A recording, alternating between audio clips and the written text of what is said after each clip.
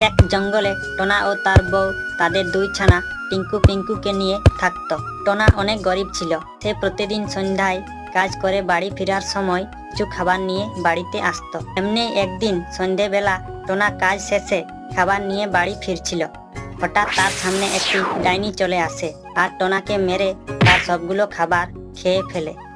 এরপর টোনা মনে কষ্ট নিয়ে বাড়িতে চলে যায়।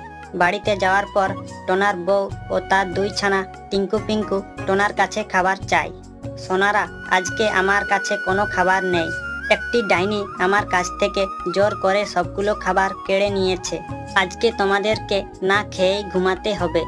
এরপর টোনার দুই ছানা টিঙ্কু পিঙ্কু কান্নাকাটি করতে করতে ঘুমিয়ে যায়।